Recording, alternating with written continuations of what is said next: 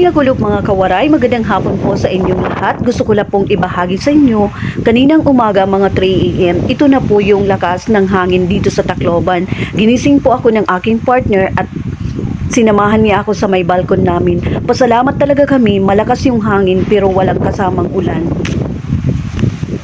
Malakas na po yung hangin, hindi pa po nabla-blackout dito sa Tacloban. Mayroon pa pong electric itong oras na to.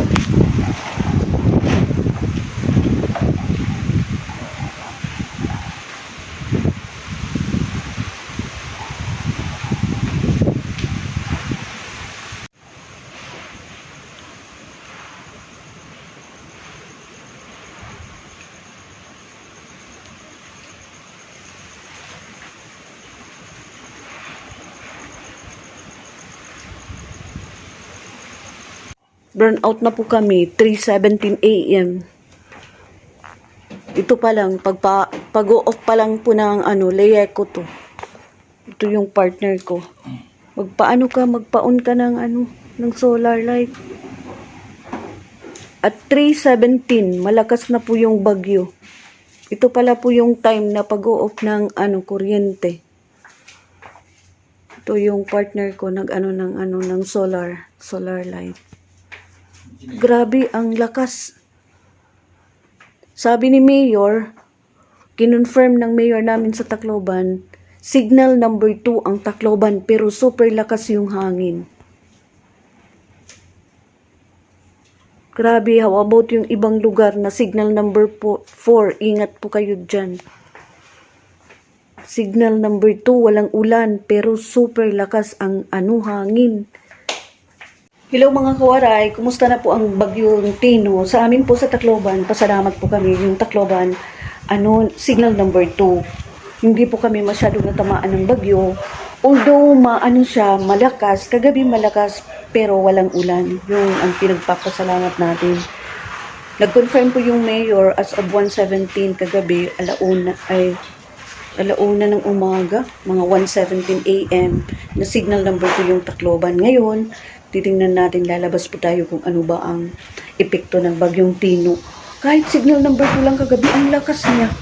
Ang lakas na, iba yung bagyo ngayon. Signal number 2 pero malakas. Tingnan po natin. Punta po tayo sa labas ng JB Homes. Ito lang po yung mga namin, basura. Hindi masyadong madami. Salamat Lord.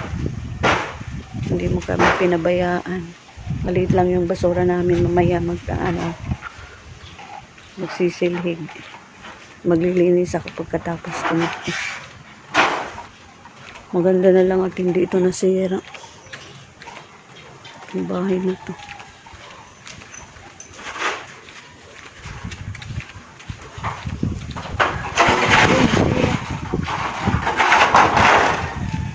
Nasira Open nga ni kagabi diri mauran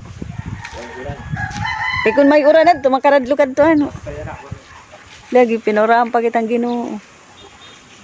Butan pa. Di ba signal number 2 pero makusugan Pero pinaurahan talaga kitang Ginoo. Imagine mahangin yan sobra pero walang ulan Thank you Lord. Salamat kita. Yeah. Up to now mahangin pa. Nasira yung maraming lang basura. Ililibot po tayo sa subdivision namin. Kung ano na ang epekto ng bagyo. Dun sa amin mga dahon.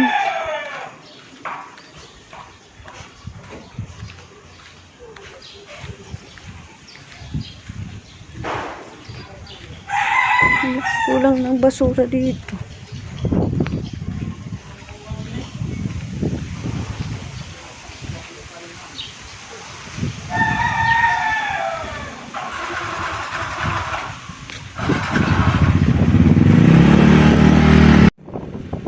Mga kawaray hanggang ngayon, mahangin pa.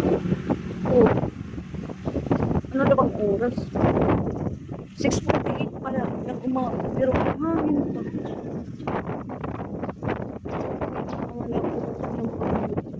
kumusta na kayo yung mga taga-baybay, abuyo. Wala pa naman hindi pa kami walang internet. Kawawa yung nagpapasignal number 4. Nakakawaray. 7-7.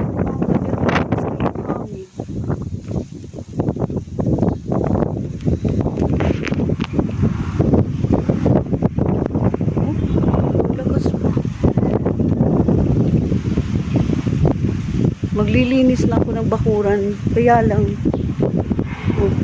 malakas pa yung hangin.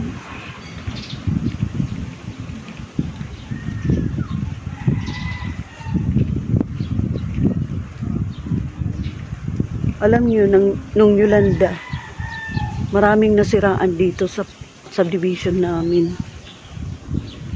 Buti na lang ngayon, hindi masyadong signal number 2. Thank you, Lord. Mabait yung security guard ng subdivision namin. Nililinis niya yung front ng subdivision.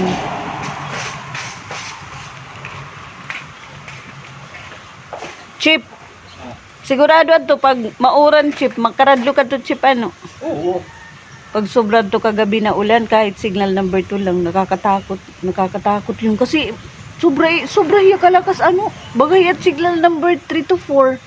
Kaya lang, wala lang ulan. Ito nasira ito, pero kunti lang. Walang nasirang solar light, walang natuba. Salamat. Ito, ako na lang ang maglilinis dito. Dahil dito wala pong nakatira. Ako na lang kasama ko na lang ito sa paglilinis. At ito, delikado ba yun eh? Delikado. Sasama ko yun sa paglilinis. Malakas pa yung hangin. A few moments later. Thank you, Lord. Hindi mo kami pinabayaan. No? Ang aga ko pang naglinis, malinis na up to doon. Binalisan namin. Yan yung kapitbahay ko. Thank you for watching. God bless everyone. Pwede po pa-subscribe naman po dyan. Bye!